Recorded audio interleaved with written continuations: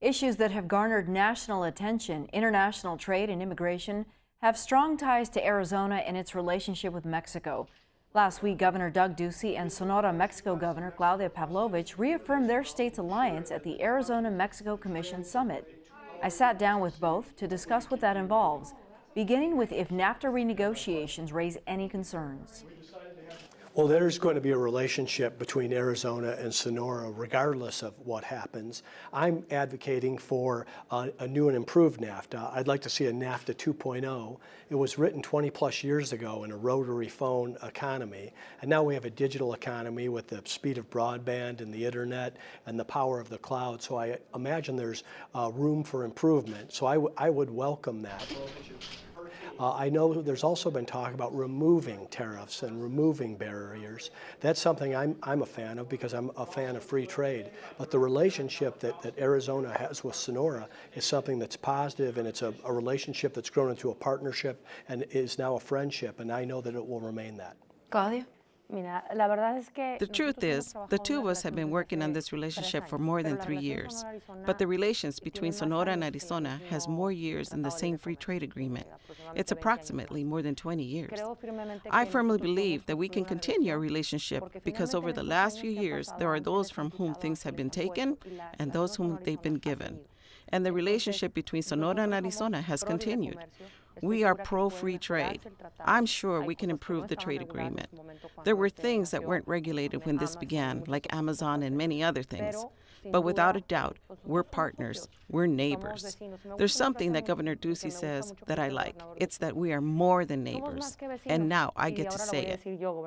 Governor, neighbors can move. They move from one place to another. But we are here. Arizona and Sonora will always be in the same place. With respect to tariffs, if we continue to see taxes or increases, that will ultimately trickle down to the average consumer. As we know, people come from Sonora to shop here. Arizonans love the beaches in Mexico.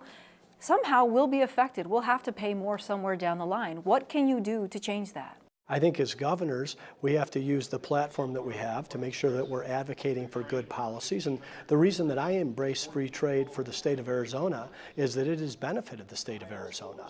The reason that I have this relationship, not only because it's the right thing to do, but it's also brought companies and jobs to the state of Arizona. So we're more than neighbors. I mean, neighbors can move, and Arizona is going to border Sonora going forward. So finding ways that we can work together at the ports of entry so that the good guys, the trucks and the transit and the tourism can free flow and do that safely is in both our best interests, and it's where we found a real foundation in which to improve the quality of life for the citizens of our state. While we try to do what's best for us as a state, which is to generate economic growth with this relationship that we have, bring trade so that it comes and goes, and generate employment. It's always going to be, if you have to pay more taxes, anyhow, with what? I've always said that if you want to end poverty, it's not with social programs and giving handouts. It's with truly generating employment. And that's what we have focused on. We've seen 66,000 jobs so far. For us, that's a huge figure that has never been achieved before. But this puts together our relationship with Arizona. People count on this relationship because finally we have created business. We've been business partners for a long time. This summit is largely in part about the economics of the two communities, the mega region, as you said earlier. But there's also a social issue that's looming right now, and that's what's taking place at the border. We have people from Central America coming through Sonora straight to the port, and we have people coming, as we know, trying to gain access to the U.S. How closely are the two of you watching that and trying to create some sort of resolution for these families? No one wants to see children separated from their parents or from their families. So this is something that I believe can be done better. We've challenged Congress to do a better job here. I see this in our own Department of Child Safety. When parents are separated from their children, it's not always the best possible outcome. There also has to be responsibility on the part of the parents when they're knowingly breaking the law when accompanied by a child. That puts the government in a difficult decision. It's one that I think can be handled better but I just got off a phone call with the Secretary of Homeland Security, and she was able to clear up some issues around this. And people that are seeking asylum inside the United States are not being separated. Their families are not being separated at the ports of entry. And we have 3 agencies involved here, the Department of Homeland Security, Department of Justice, and Health and Human Services. When someone does break the law and has to lose guardianship of their child temporarily, but they're doing everything they can to reunite those children. I believe there's a better way to do this, and we called on Congress to act around this. Thank you. Claudia?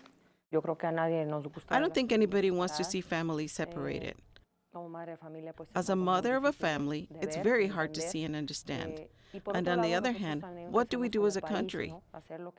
We need to do our part also as a state. When people come from Central America or Haiti, we have to treat them like we would treat people from our country.